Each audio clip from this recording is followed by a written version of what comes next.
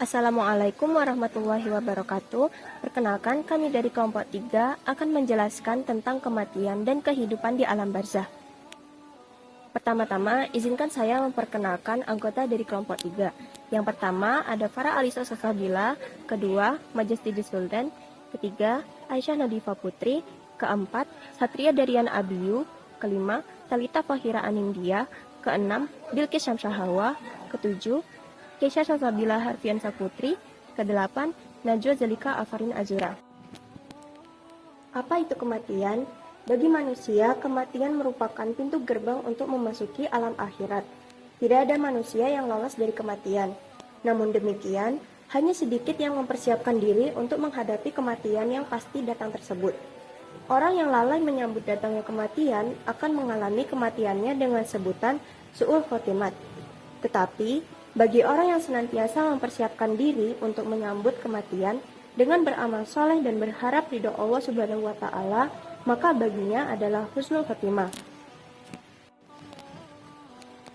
Ayat tentang kematian ada 6, yaitu dari Quran Surat Al-Ankabut ayat 57, Quran Surat Al-Mulk ayat 2, Quran Surat Al-Waqi'ah ayat 58-60, Quran Surat Al-Jumu'ah ayat 8, Quran Surat Al-Ankabut ayat 64, dan Quran Surat Az-Zumar ayat 42.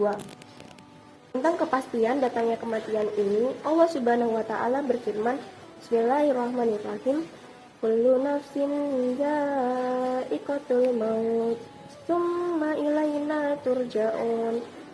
Artinya, tiap-tiap yang berjiwa akan merasakan mati, kemudian hanyalah kepada kami kamu dikembalikan. Quran Surat Al-Ankabut ayat 57. Allah Subhanahu wa Ta'ala telah menginformasikan kepada seluruh umat manusia bahwa setiap jiwa akan merasakan kematian. Hanya Allah yang Maha Hidup tidak akan mati. Adapun jin, manusia, malaikat, semua akan mati. Kematian merupakan sesuatu yang sangat menakutkan dan maut merupakan ketetapan Allah Subhanahu wa Ta'ala. Berikutnya yaitu keadaan orang mati.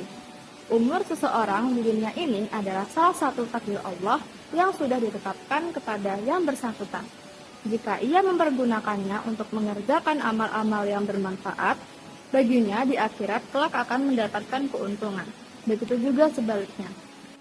Orang yang takut akan akibat perbuatan dosa adalah termasuk orang yang cerdas. Karena dia menyadari sebelum dosa-dosanya itu menjadi penyebab kehancurannya, maka dia akan segera bertaubat dan tidak akan mengulanginya. Ibnu Mas'ud berkata, seseorang yang beriman setiap kali melihat dosanya, ia seolah-olah sedang duduk di bawah gunung dan khawatir gunung itu menimpa dirinya. Hadis riwayat Bukhari.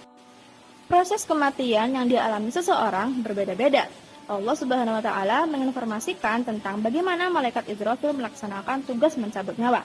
Ada yang dicabut dengan keras seperti dicabutnya duri dari kapas, tetapi ada yang dicabut dengan lemah lembut seperti orang tidur. Allah berfirman, Bismillahirrahmanirrahim, wan nazi'ati gharqa, wan nasyiqati nashta, yang artinya demi malaikat-malaikat yang mencabut nyawa dengan keras dan malaikat-malaikat yang mencabut nyawa dengan lemah lembut. Quran Surat An-Nazi'at ayat 1-2. Orang-orang yang beriman dan beramal soleh akan menghadapi kematian dengan tenang, karena dalam dirinya ada kesadaran bahwa kematian itu pasti datang. Bahkan Allah telah menginformasikan bahwa malaikat akan turun untuk menghiburnya dengan kabar gembira tentang surga yang dijanjikan. Hal tersebut difirmankan oleh Allah dalam Quran Surat Al-Fussilat ayat 30, yang berbunyi, Bismillahirrahmanirrahim. Innalladzina qalu rabbunallahu tsumma istaqamu tatanazzalu alaihimul malaikatu alla takhafu wa la tahzanu wa abshiru bil jannati allati kuntum tu'adun. Yang artinya, sesungguhnya orang-orang yang mengatakan Tuhan kami ialah Allah, kemudian mereka meneguhkan pendirian mereka, maka malaikat akan turun kepada mereka dengan mengatakan, janganlah kamu takut dan janganlah merasa sedih, dan gembirakanlah mereka dengan jannah yang telah dijanjikan Allah kepadamu. Secara bahasa, su'ul artinya buruk, dan khotimah artinya penutup. Sedangkan secara bahasa, su'ul khotimah adalah penutup kehidupan dunia dalam keadaan buruk. Adapun tanda-tanda su'ul khotimah, yang pertama yaitu sulit dibimbing mengucap zikir ketika sakaratul maut. Yang kedua, sering melalaikan sholat, dan yang ketiga yaitu enggan bertaubat kepada Allah atas dosa-dosanya. Ada pula sebab su'ul khotimah, yang pertama yaitu rusaknya akidah, yang kedua menunda-nunda taubat, dan yang ketiga menyeleweng dari jalan yang lurus. Husnul khotimah. Husnul artinya baik, sedangkan khotimah artinya akhir. Istilah ini merujuk pada kondisi seseorang yang meninggal dunia dalam keadaan baik.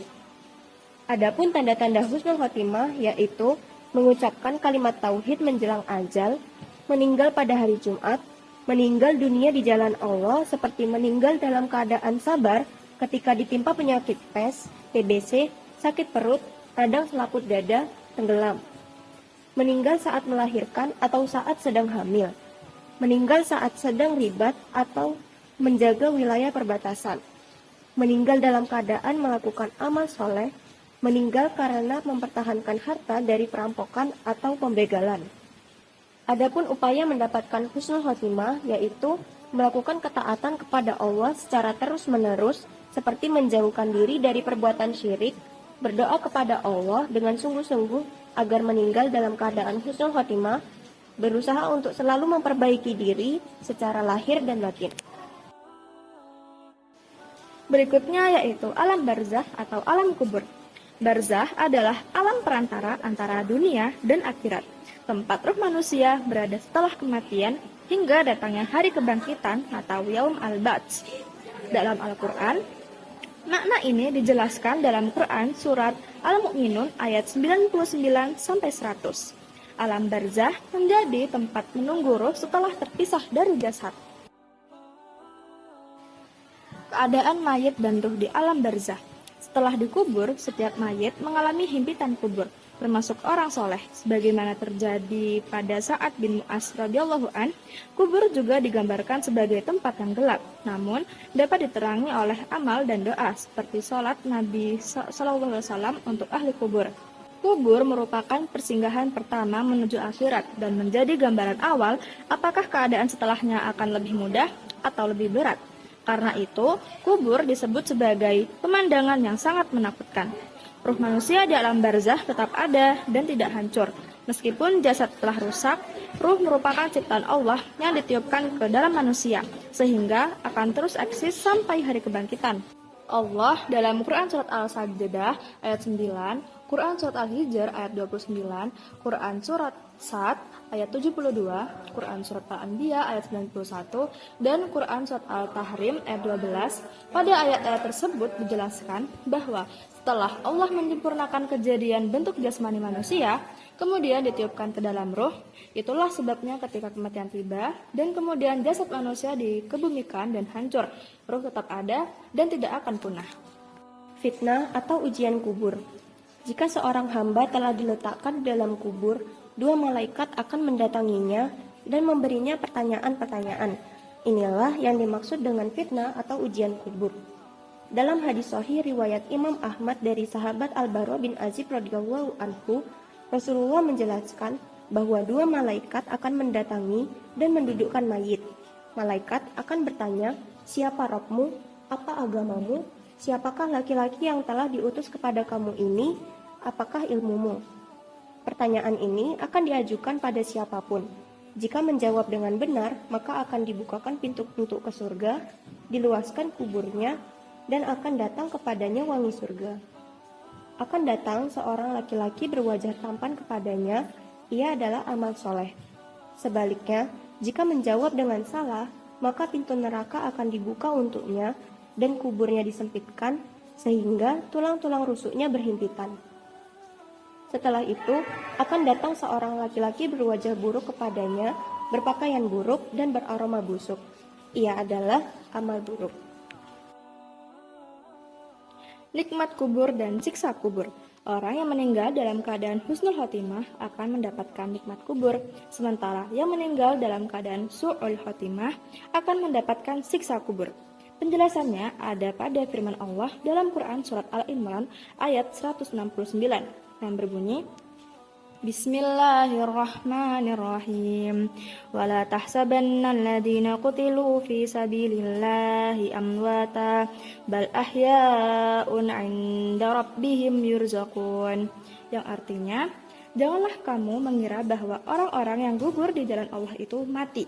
Bahkan mereka itu hidup di sisi Tuhannya dengan mendapat rezeki.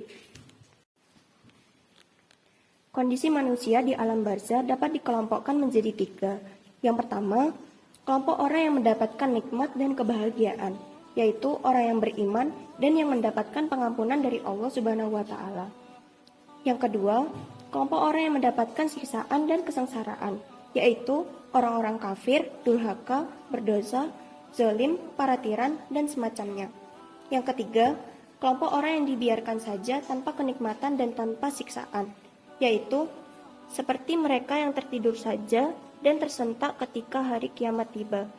Ini adalah kondisi orang-orang yang melakukan maksiat dan dosa di dunia, tetapi tidak sebesar dosa dan maksiat yang dilakukan oleh kelompok kedua.